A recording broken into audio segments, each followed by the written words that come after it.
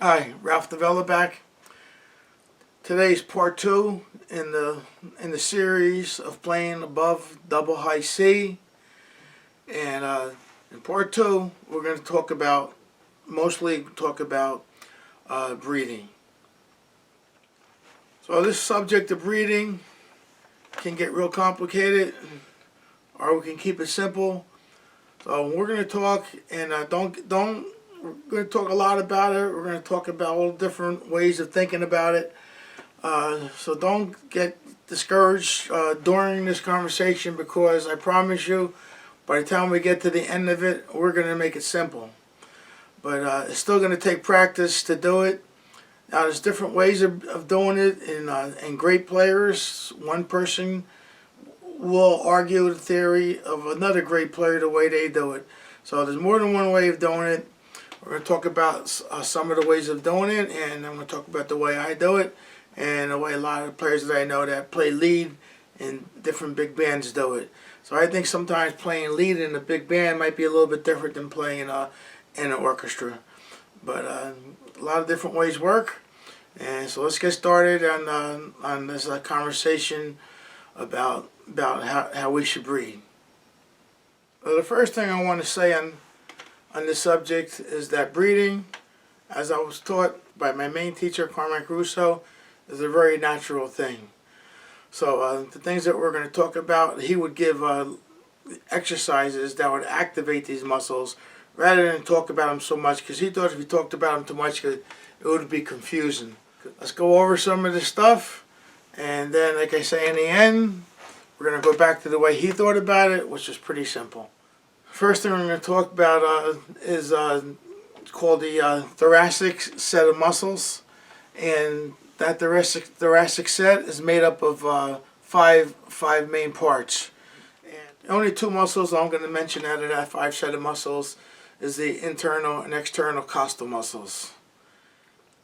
Those two muscles help us breathe. They help us bring air into our lungs and help us bring air out of our lungs. The only thing I'm going to say about this is I'm going to show you a good way to breathe to activate those muscles even more than they do on their own. Like I say, and like Carmen Crusoe says, nobody teaches you how to breathe. When you're born, you breathe. If you don't breathe, that's it. So, but there are ways of helping to activate it, so the air is forced out better, or you can get more air into your lungs.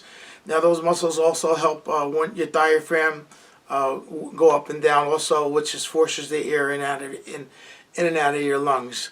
You can't do anything with your diaphragm. It's just that these muscles help move it up and down. And I'm not going to say too much more about the diaphragm, because you're not doing anything to it, no matter what you do, no matter what exercises you do. But these muscles is a little bit different, so we'll talk a little bit about that. As we know, there's more than one way of breathing. One of the simple ways is just breathe in and let your stomach expand, fill your lungs up with air, and that's fine if that's what you know and you're comfortable doing that, and you don't want to know any other way. I'm here to tell you how I do it and how a lot of lead trumpet players do it to create compression. So let's get started on that. So the first thing we're going to do is, let me stand up, is we're going to breathe in a little bit. We're going to talk about finding a, I guess like in yoga they call it the Hara point, if I'm pronouncing it right. And that's the part in the bottom of your stomach around your belly button. For me, it's a little bit below my belly button. And the way to find it is you can really feel, if you push into your stomach and you make your stomach hard, where the part, when you're hitting on it, doesn't hurt at all. That's like a really solid part. So that would probably be your Hara point. And so the first thing we're going to do is we're going to breathe, we're going to find that Hara point. But now that we got it, we're going to concentrate on that a little bit. And we're going to breathe in just a little bit and let your stomach expand. That's about it. No more than that. Just a little bit. And then there's different ways of doing it, but the way I like to do it is just at that point, pull the middle of your stomach in a little bit, and then breathe in. Then breathe in from that point while holding your stomach. And as you're breathing in, you let your shoulders rise up a little bit. You don't have to rise them all the way up, but just rise up a little bit, because when you're breathing in at that point, all your muscles are activating, and letting your shoulders rise up a little bit actually goes along with your chest expanding, because your chest expands a little bit. So let's just do those two motions one more time. You got your hard point in your stomach. Breathe out a little bit. Now you breathe. Now you suck in your stomach a little bit, and you breathe in. Now, as you do that, you can let your arms open a little bit. You'll see a lot of. You watch most of your great trumpet players, Doc Severson and a million other guys.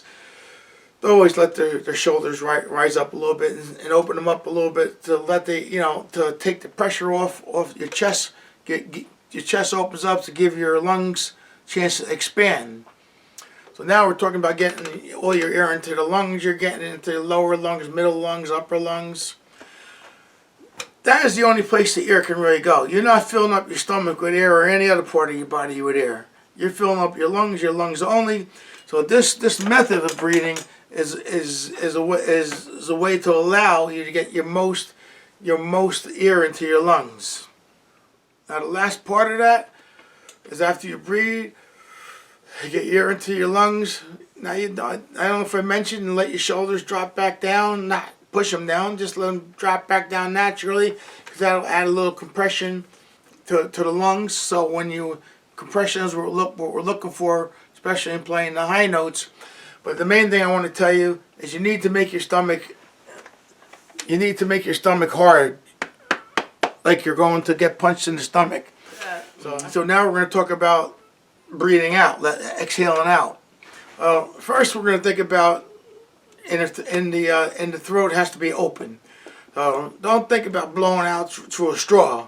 Think about blowing out through a big hole. You can blow through a big hole like that, and you're trying. And this way, same thing. You're blowing out that way. That's how you keep your throat open, by with that kind of imagining. Same thing when you're breathing in. Same thing when you're breathing out. Imagine blowing through a big hole, not through a little tiny straw, as a lot of people will tell you. But as we go higher and higher, your stomach will come up and in. Your stomach comes up and in.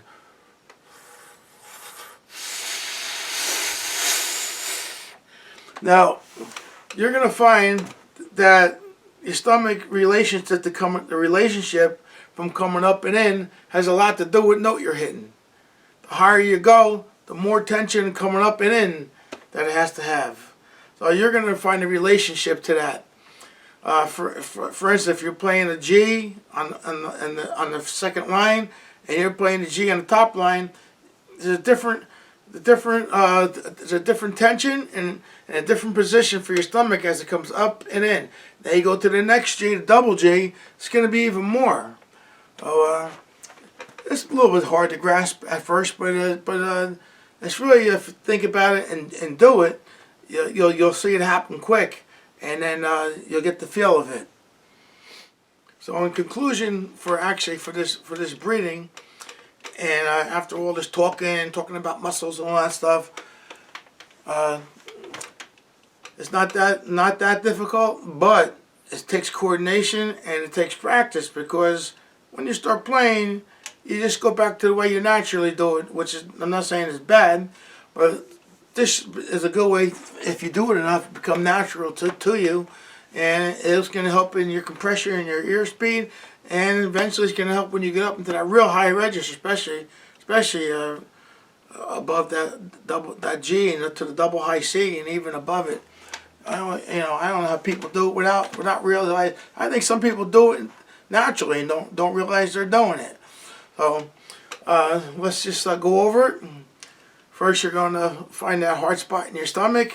For me, it's a little below my belly button. I can hit myself there, and it doesn't hurt. And then we're going to breathe in a little bit. Actually, breathing in a little bit actually let your diaphragm come down, and lets your rib cage come down, lets everything relax a little bit. So, and then we bring in the middle of our stomach, and that sort of like locks in locks in the muscles. And we breathe in, and we let our shoulders rise up a little bit, and then we drop our shoulders a little bit, and then we make our stomach nice and hard, like we're going to take a punch to it. And now at that point, when we blow in the trumpet, don't forget, you got to make believe you blow into a big bottle. And you can say two, you can say P. There's a lot of different things, couple things you can say.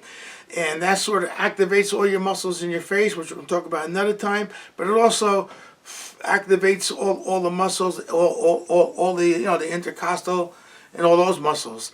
So those muscles getting activated like that is going to help rise everything up, to help to push the air out and to compress it and to push it out faster. And with the compression and the air coming out faster, that's going to make your lips vibrate faster, and that's going to help immensely in the high notes. I think this is one of the, even though it's only lesson 2, one of the most important lessons. All right, so now let's get to the to 2 exercises. One exercise I gave you last week was play the F sharp on the top line softly and as long as you can. Do it a couple times. This week, just continue that. Just play the G on the top line.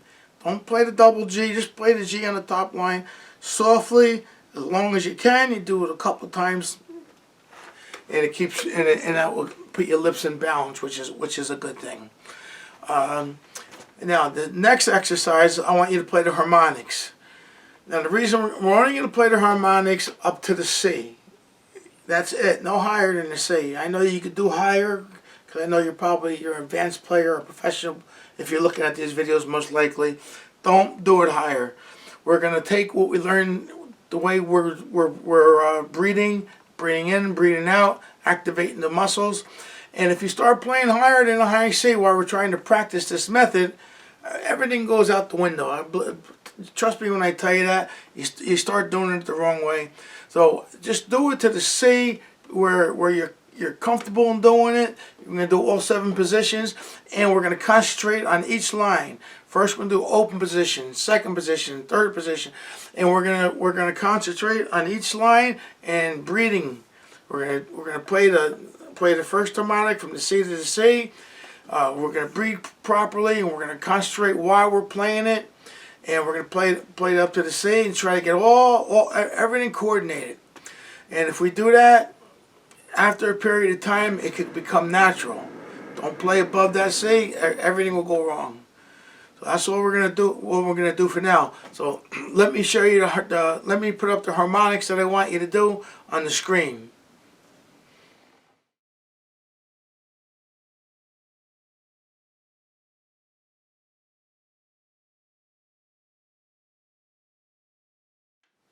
Alright, so do all the positions in the harmonics. Breathe the way I'm telling you to breathe. And then play the harmonics up to the C. And as you get higher, remember to your stomach is hard like it's taking a punch, but with each higher note, your stomach's going to come in and up a little bit. And that's going to help compress all the air and help to get it out with a better air speed. And it's not that we're trying to play fastest air speed and the volume goes crazy. Actually try to control the volume. Try to keep the same volume at the top, maybe just a slight bit louder. And just try to keep all the compression and everything that we're trying to do. Try to keep everything under control. Do that with each one of the 7 positions. And so that's today's lesson. And I hope that you got something out of it, and that you try to do what I'm telling you to do here. Of course, there's other ways of doing it. You want to do it a different way, that's your business. You can do it any way you want to do it. But you might want to give this way of breathing and creating compression a try. Now, in future lessons, there are going to be a lot of other things involved with creating the compression. So we're going to do one thing at a time, and this might be the most important one out of all of them. Good luck, and see you soon on lesson 3. Good night.